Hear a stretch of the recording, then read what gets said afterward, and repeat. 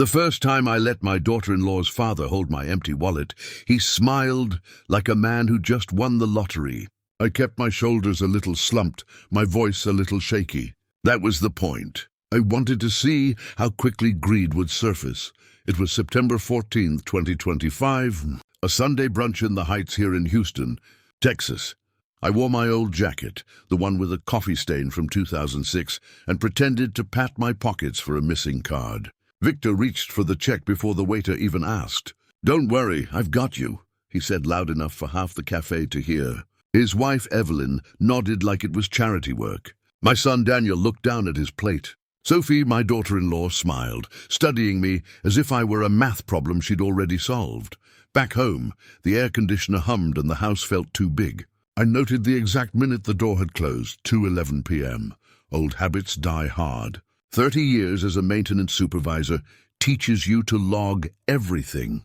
The place Leanne and I built together is paid off, about $640 in equity, plus my $418K Fidelity IRA and a $2,146 a monthly pension.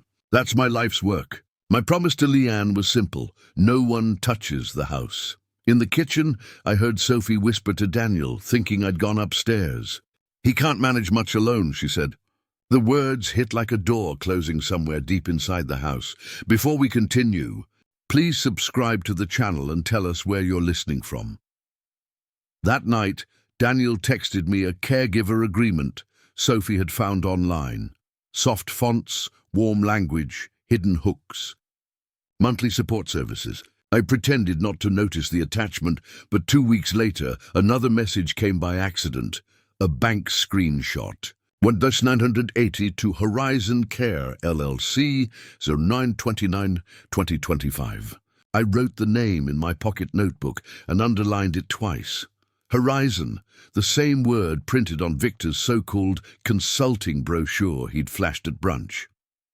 I opened my old filing cabinet, pulled out the 2024 Harris County property tax receipt, and laid it beside my IRA statement. Paper doesn't lie.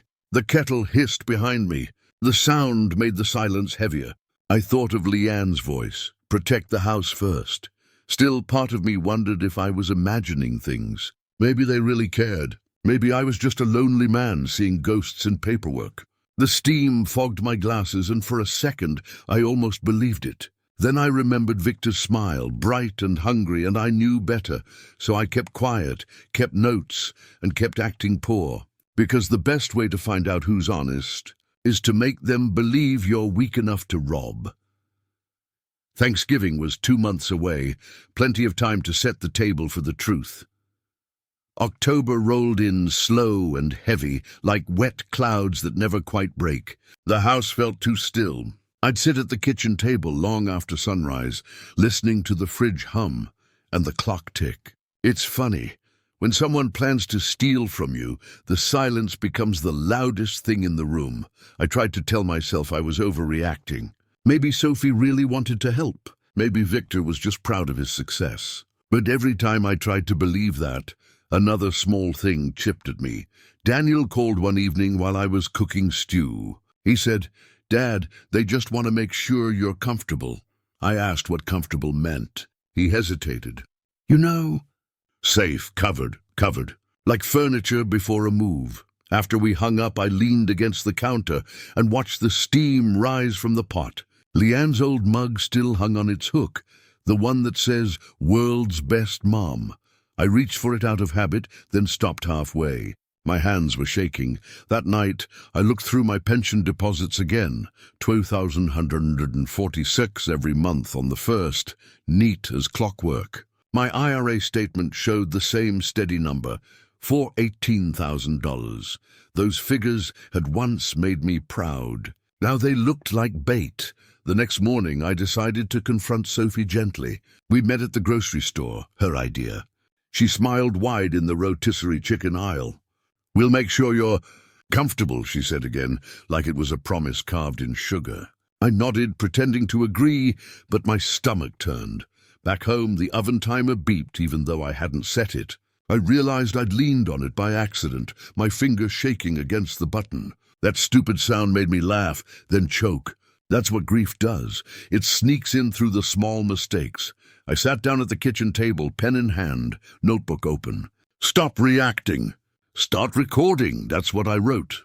And under it, plan first, talk later. But that night the loneliness got heavier. I kept walking into rooms where Leanne should have been.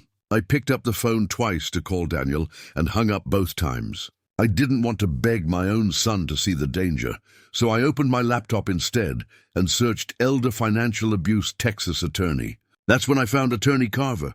Her office was 10 miles away, reviews full of words like steady, patient, doesn't scare easy. I stared at her number for a while before pressing call. When she answered, her voice was calm, almost kind. I told her a shorter version of everything. She didn't interrupt once. When I finished, she said, "Mr. Parker, we can secure your assets quietly. Don't tell them yet. Let me draft a plan." Her tone gave me something I hadn't felt in weeks. Control. I closed my notebook, drew a line under the date, and breathed in slow. The house was still quiet, but it felt different now. Not empty, ready. Attorney Carver's office smelled faintly of paper and peppermint. I remember the hum of the fluorescent lights, the way she looked straight into my eyes, like someone used to hearing lies and waiting for the truth underneath. She asked me to tell the story from the start, every detail. I gave her my notes, dates, names, and the copy of Daniel's accidental screenshot showing $1,180 to Horizon Care, LLC. She studied it, her pen tapping once. "Who's Victor?" she asked. "My daughter-in-law's father," I said. She wrote that down, then looked up. "You did the right thing calling me before signing anything." Carver laid out a plan, like a carpenter measuring a frame. Slow, deliberate, exact. "Step 1, she said. Get a capacity letter from your doctor, dated, notarized. Keeps anyone from claiming mental incompetence. Step 2, retitle the house into an irrevocable trust under your control. They can't touch it. Step 3, update your bank protocols. Set a password phrase. All transactions above $500 require in-person approval. I wrote everything in my notebook. She handed me a card for Dr. Patel, her trusted evaluator, and a contact for a private investigator named Rojas. "He's quiet," she said, "and he's seen this type before." When I left her office, the sky was grey and heavy, but I felt lighter. I went straight to my Chase branch on Yale Street. The manager, a kind woman named Martha, helped me set up the fraud protection. "What phrase would you like to use?" she asked. I said, "Leanne's gardenias." She smiled and wrote it beside my signature, then slid it across the desk for initials. "If anyone tries to move your money," she said, "you say that phrase and we stop everything." That night I slept for the first time in weeks. The next morning, October 12th, Carver introduced me to Rojas. He was tall, quiet, the kind of man who notices which hand you use to stir your coffee. He listened while I explained who Victor was and how Sophie's parents seemed too eager to help. He leaned back and said, "I'll start with Horizon Care, LLC." By October 15th, he sent me a photo of a county tax notice tied to Victor's name. 2 liens, both unpaid. The company was more whole than business. "Classic," Rojas said. "They're looking for cash flow, and your house looks like a faucet." On October 17th, I went back to Chase. Martha verified the fraud alert had been added. She looked at me carefully. "Mr. Parker, if they show up here, call me directly." That weekend, I pretended to be clueless again. Sophie texted a new version of her care plan. It had an $8,500 transition fee listed. I printed it out and slipped it under my paperweight. The same one Leanne bought years ago, shaped like a small silver star. I didn't say a word to Daniel. Instead, I mowed the lawn, waved to neighbors, and acted like the harmless old man everyone assumed I was. But inside, I was building walls of paper and proof. Every whisper, every document, every date, it was all going into place like pieces of a quiet trap. And soon, I'd have enough to spring it. I moved slow and careful, like someone carrying a cup of tea across a room full of sleeping babies. No sudden moves, no angry words. Just paper, slow steps, and a lot of small, boring work. First, I put the house where no one could touch it. On November 10th, 2025, the deed recorded the Leanne Parker Living Trust. It felt strange signing my name to something that would outlive me, but it was the right thing. Carver arranged a mobile notary to come to my kitchen. We had the trust papers, my driver's license, and the neighbor Mrs. Lang as a witness.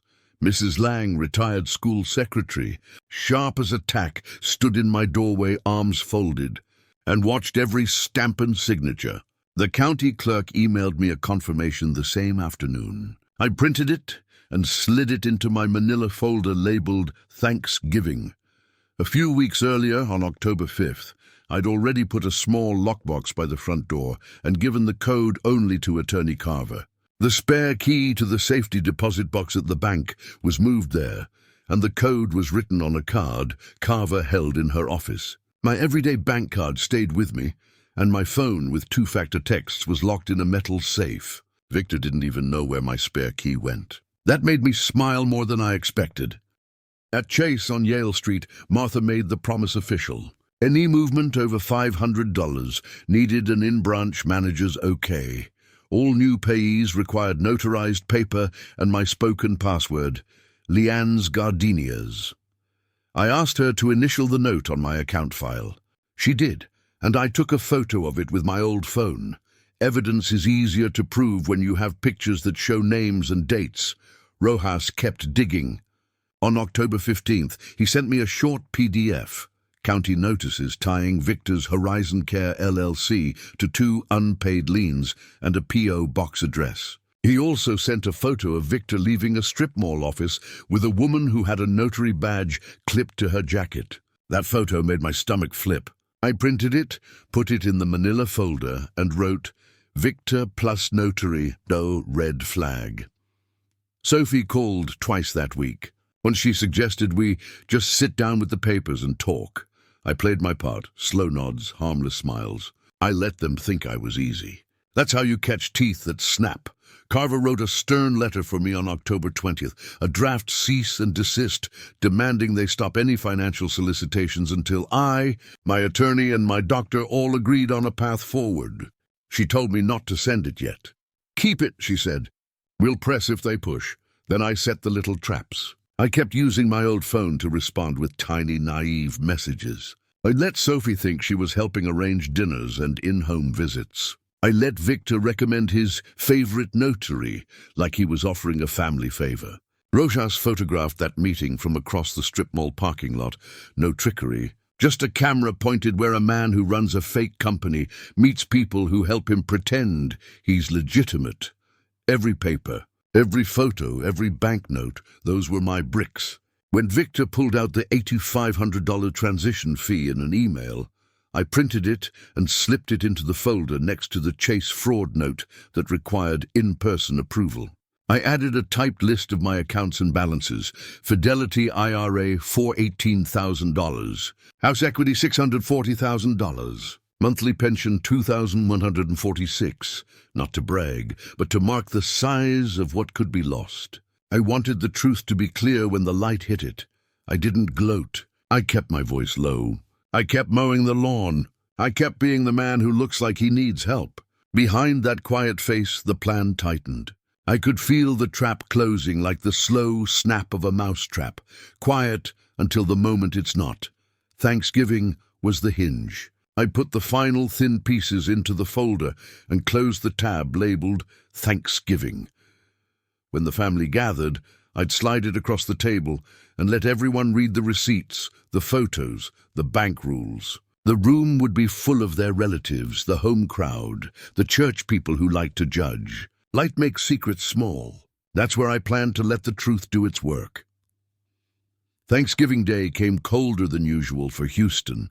Gray sky, soft drizzle, the kind of weather that keeps you honest. I dressed plain, clean shirt, dark sweater, no jacket. The manila folder rode quietly under my arm, light but heavy enough to make me aware of every step.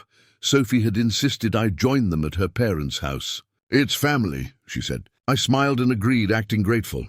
Inside, the house looked like a showroom, gold chargers, crystal bowls, and too many candles burning cinnamon at once. The game played low on TV, while Victor carved the turkey with the pride of a man who liked being watched. Evelyn fluttered around, setting down plates, her pearls bright as headlights.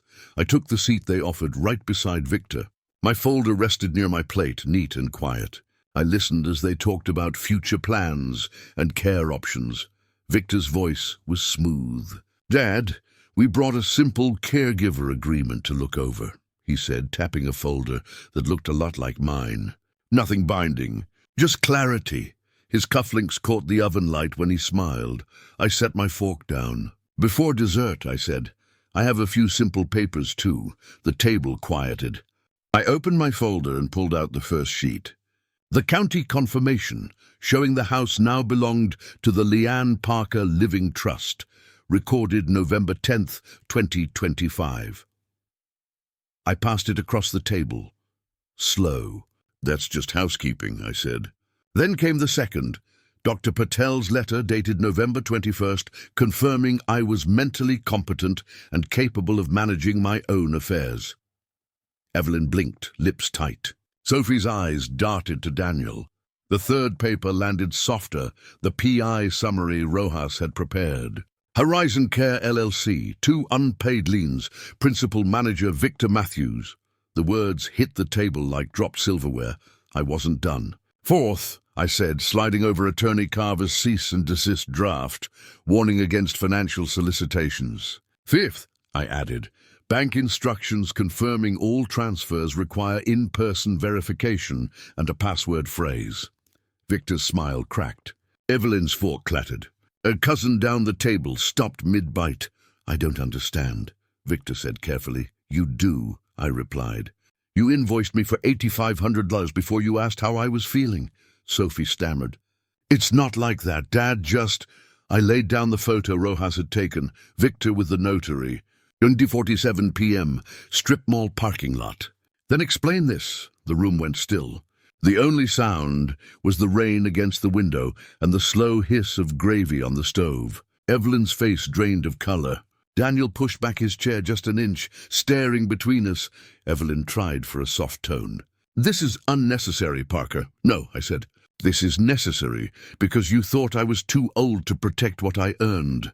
I didn't raise my voice. I didn't need to. The papers did all the shouting for me. When I looked at Daniel, I saw shock turn into shame. He whispered, "Dad." But there wasn't much else to say.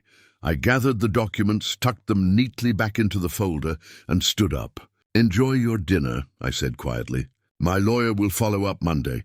And as I walked toward the door, the reflection in the dining room mirror showed what I needed to see. Victor frozen, Sophie pale, and the rest of the family watching like they'd just witnessed a sermon. Outside, the air smelled like wet pine. The rain had stopped. I held the folder under my arm and smiled for the first time in months. The trap had sprung, and all I had to do was walk away. The Monday after Thanksgiving felt cleaner somehow, like the air had been washed overnight. I brewed coffee early, opened the kitchen blinds, and let the light spill across the table where my manila folder sat. Nothing left to hide, nothing left to fear. At 9:05 a.m., I called Attorney Carver. She didn't sound surprised. "How did it go?" she asked. I told her everything. The silence, the faces, the photo of Victor and the notary lying on their polished table. She paused for a moment, then said, "Good, now let's finish it. By noon." Carver had emailed Horizon Care LLC and their registered agent, attaching the cease and desist letter and Rojas's documentation. She copied the Texas Notary Commission on the message. The subject line was short and sharp: unauthorized solicitation of funds, elder financial exploitation prevention. At 2:17 p.m., she called back. "They opened the email within 5 minutes, she said. "They know you're serious." The next few days moved in slow satisfaction. Daniel came over that Friday, eyes tired. He handed me his phone, showing a text from Sophie. "We should take a break. I need to think." He didn't say anything for a while. Just sat there on the couch, staring at the same carpet he used to play on as a boy. "I'm sorry, Dad," he finally whispered. I nodded. "I know. You were trying to build a life and they made it sound easy." That night, I opened my bank app. Everything was untouched. The fraud alert still active. The Leanne's Gardenia's password sealed in the file. For the first time in months, I slept through the night. On December 2nd, Carver forwarded me a short email from Horizon Care. No further services contemplated. We consider this matter closed. She also sent a note from Rojas. Victor's LinkedIn profile had gone quiet, and his consulting website now returned an error page. Evelyn's church circle had quietly stopped inviting her to committees. Justice isn't always loud. Sometimes it's just the sound of people avoiding your name.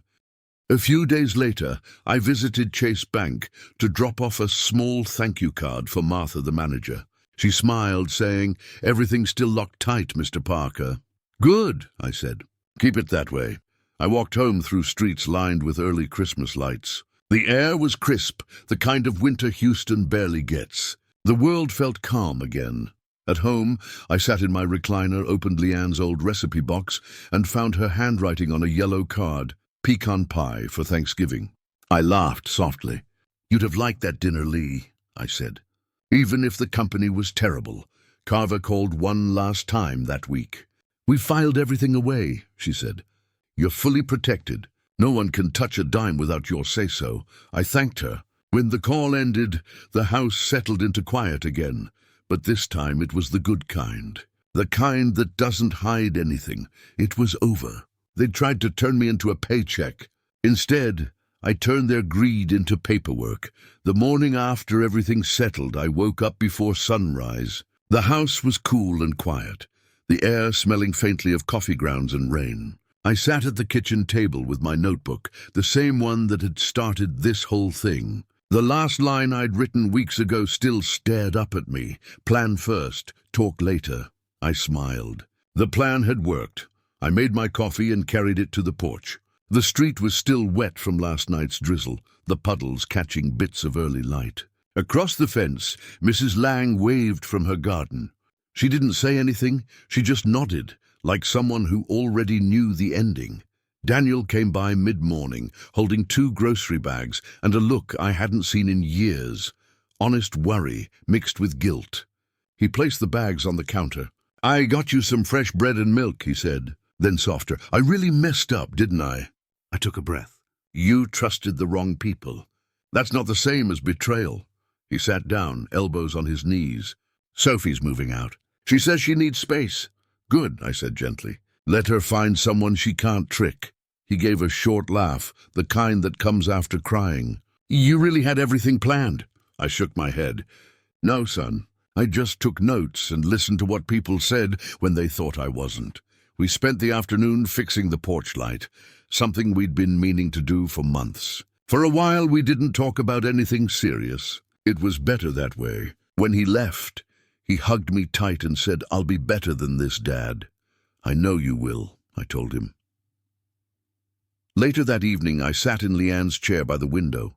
The sunset poured in warm orange light, touching every photo on the wall, our wedding picture, Daniel's first baseball game, Leanne's smile in her garden. I whispered to her like I used to when things got hard. "It's done, Lee. The house is safe. He's still our boy." Outside, the world was quiet again, but it didn't feel empty anymore. Just calm, steady.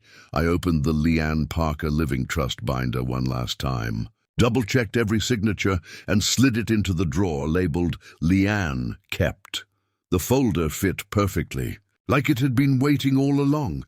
That night I heard a knock on the door. It was Mrs. Lang with a plate of leftovers. "You handled yourself beautifully," she said. "I didn't do anything fancy," I replied.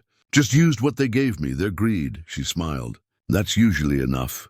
When she left, I turned off the lights and stood for a moment in the dark hallway, the faint hum of the fridge filling the silence. Everything that once felt fragile, my home, my name, my peace, was solid again. I realized something then. Revenge doesn't always mean striking back. Sometimes it just means drawing a line and standing behind it until the storm breaks on its own. I poured myself another cup of coffee and sat by the window. The world outside was soft with winter light. For the first time in months, I felt like I could breathe all the way in. I thought about Victor and his wife, probably sitting in a too-quiet house, their phones buzzing with questions they didn't want to answer. About Sophie, rewriting her version of the story for people who wouldn't believe it. I didn't wish them harm, just distance, and Daniel, he was learning. That was enough for me. I looked at the garden where Leanne's camellias were still blooming, even through the cold. She'd always said they were stubborn flowers. I suppose I am too. In my notebook, I wrote one last line beneath all the others. You didn't lose me. You gambled your future. And I simply stopped covering your debt. I closed the book, set it beside my coffee, and watched the first stars appear above the rooftops. For once, everything was exactly where it should be.